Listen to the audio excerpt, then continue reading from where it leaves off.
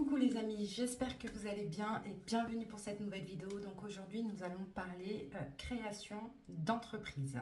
J'espère en tout cas que cette petite vidéo va vous plaire et va vous aider, surtout pour ceux qui souhaitent se lancer et qui n'osent pas. J'espère en tout cas vous apporter des conseils. Comme vous le savez, moi je suis en train d'ouvrir ma boutique physique. Donc par la même occasion, je vais un petit peu vous expliquer toutes les démarches que j'ai faites et que je compte faire. Allez, c'est parti les amis. Déjà, chose à faire, c'est de réfléchir et de noter bien sûr son projet. Ça, c'est hyper important et je pense que vous allez prendre énormément de temps à ça. Donc, notez tout ce qui vous passe par la tête, votre projet. Voilà, essayez vraiment d'avoir quelque chose de très complet. Alors, tout dépend aussi de ce que vous comptez faire, ce que vous avez envie de faire. Alors, ça peut être, comme moi, par exemple, une boutique de vente, comme ça peut être aussi des prestations de services. Contactez la chambre des métiers, parce que c'est important de savoir si votre projet nécessite une qualification ou pas. D'accord, donc ça c'est hyper important. Vous allez appeler, on va vous donner tout de suite de toute manière la réponse. Si ça nécessite une qualification, ce sera peut-être une formation à voir. Si ça ne nécessite pas de qualification, vous pouvez démarrer le projet. Donc deuxième, une fois que vous êtes prêt, que votre projet est bien concis, que vous avez contacté la chambre des métiers, vous pouvez commencer à visiter des locaux commerciaux, donc pour ceux qui veulent s'installer vraiment physiquement. Alors, donc, il vous faut le prix, la superficie, la taxe foncière aussi parce qu'on la paye à l'année, le prix du mètre carré. Renseignez-vous par rapport, si vous avez plusieurs villes différentes, renseignez-vous par rapport au prix du mètre carré de la ville. En tout cas, moi, je vous conseille de faire quand même plusieurs visites avant de vous décider. Petites astuces. Donc, il y a certaines mairies qui ont la possibilité de vous prêter un local donc commercial à prix réduit. Vous avez aussi des subventions pour la création de l'entreprise, pour ceux qui justement ouvriraient une entreprise et ne sont pas en micro-entreprise. Vous avez aussi des subventions possibles pour l'enseigne, donc n'hésitez pas vraiment à contacter aussi votre mairie pour voir un petit peu ce qu'on peut vous proposer. Moi personnellement, la mairie m'a proposé justement une subvention pour la création, mais bon, comme je suis en micro-entreprise, j'en aurais pas besoin. Parce qu'une création d'entreprise coûte très cher auprès d'un expert comptable. Elle m'a proposé aussi donc une subvention pour l'enseigne parce que ça coûte aussi très très cher. Et puis elle m'a envoyé un petit guide par mail voilà, que je dois d'ailleurs lire. Donc, vous faites vos visites, vous réfléchissez, vraiment, on ne prend pas de décision à la légère, vraiment on réfléchit et on fait plusieurs visites, c'est super important. Moi, personnellement, dans mon cas, j'ai eu de la chance de trouver à la deuxième visite, donc j'ai eu 2 visites le jour même. Premier, très déçu, deuxième visite, c'était exactement ce qu'il me fallait, ce que j'avais besoin. Donc voilà, j'ai été plus à l'intuition et au coup de cœur. Alors, troisième chose, vous prenez rendez-vous avec un expert comptable. Pas d'inquiétude, il n'y a pas d'honoraire pour le premier rendez-vous, normalement, en tout cas c'est ce que j'ai entendu et moi-même je l'ai fait et je n'ai rien payé du tout. Donc prenez rendez-vous avec un expert comptable, prenez même rendez-vous avec plusieurs experts comptables pour avoir un petit peu des avis différents. Moi je vous dirais 2-3. Parce que c'est l'expert comptable, donc c'est lui qui va créer votre société, créer le statut de la société. Vous pourrez être alors soit en micro-entreprise, soit en SARL, SA, SAS ou en SASU. Voilà, tout dépend. En tout cas, je pense que votre expert comptable pourra vous conseiller selon justement votre projet et puis vous faire aussi un prévisionnel. Alors, une fois que vous avez, que vous avez vu l'expert comptable, sachez que cet expert comptable-là que vous allez choisir pour la création de votre entreprise pourra après être votre comptable voilà, pour gérer justement votre société. Pour les micro-entreprises, on n'a pas besoin d'expert comptable, donc on doit faire nous-mêmes notre propre comptabilité. c'est pas nécessaire du tout, et puis ce serait même, ça servira à rien de payer voilà, pour une micro-entreprise. Alors, donc, il faut savoir que la création d'une entreprise, donc du statut de l'entreprise que l'expert comptable va vous faire, peut varier, peut être à peu près entre 1000 et 2000 euros, je dirais. Et le suivi, donc ça, avoir les honoraires de votre expert comptable. Alors, donc moi personnellement, pour vous donner mon cas à chaque fois, j'ai été justement voir, j'ai pris rendez-vous avec une seule expert comptable. Donc comme je suis actuellement déjà en auto-entrepreneur, donc elle m'a conseillé de rester en micro-entreprise justement, même si j'ouvrais une boutique, ça ne change rien du tout, de voir un petit peu les 6 premiers mois ou la première année, ce que ça donne au niveau du chiffre d'affaires, et si je dépasse un certain montant, là de passer en entreprise, de créer une entreprise. Alors je vous donne donc le seuil des micro-entreprises, donc pour tout ce qui est vente de marchandises, etc., il ne faut pas dépasser 176 200 euros l'année. Et pour tous ceux qui sont donc dans les prestations de services, il ne faut pas dépasser 72 600 euros à l'année. Si vous faites les deux, donc il vous faudra déclarer vos ventes et déclarer vos prestations de services séparément. Et là, bon, bah, vous avez le même montant qu'il ne faut pas dépasser.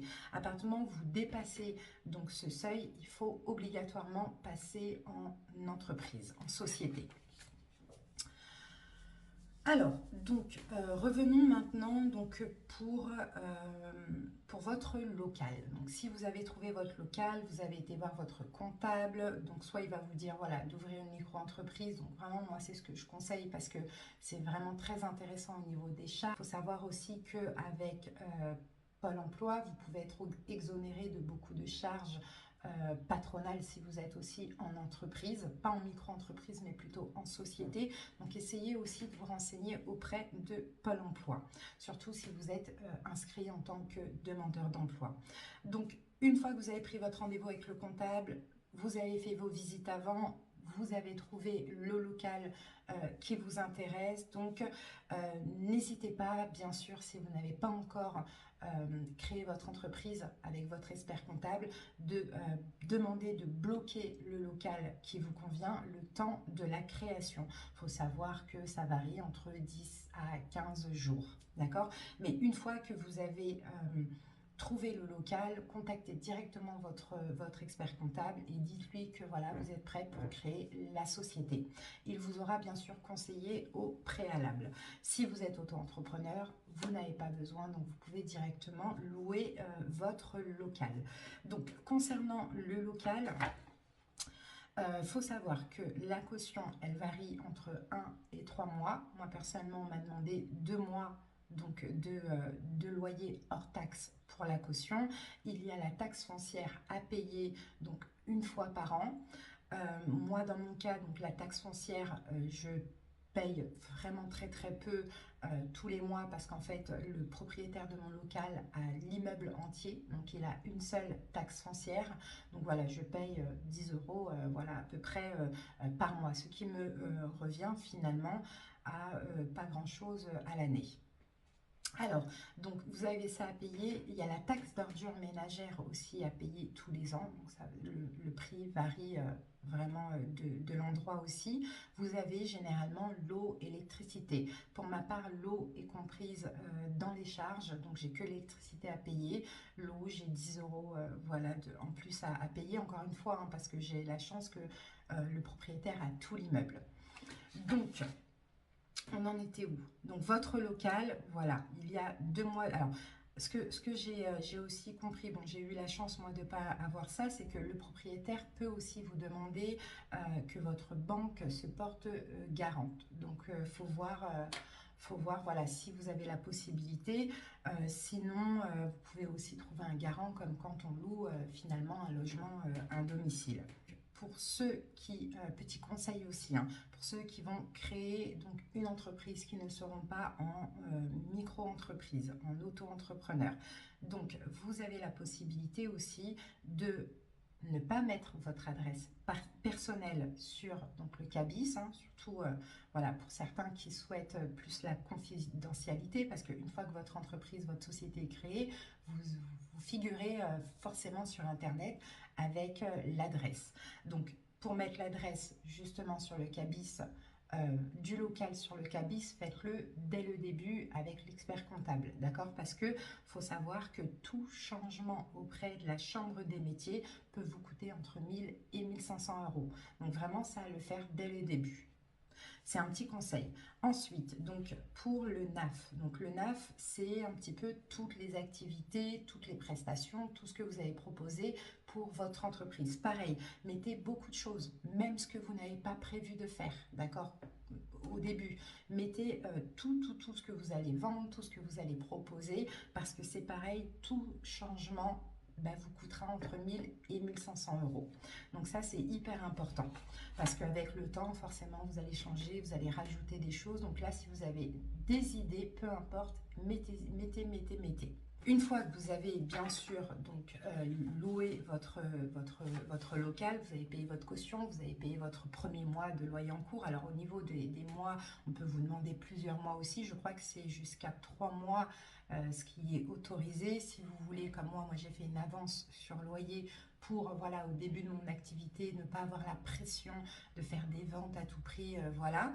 Donc petit conseil aussi, gardez toutes les factures dès que vous commencez à générer des ventes ou générer des prêts, voilà, de l'argent d'une manière ou d'une autre. Gardez toutes les factures hein, d'achat, de vente. Gardez tous vos tickets de caisse, c'est hyper important.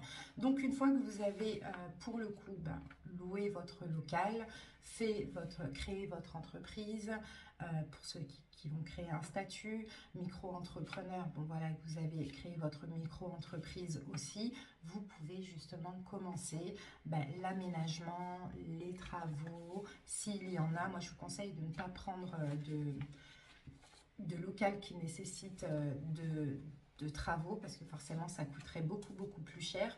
Voilà, vous pouvez après commencer tout ça. Moi je vous conseille de prendre un mois.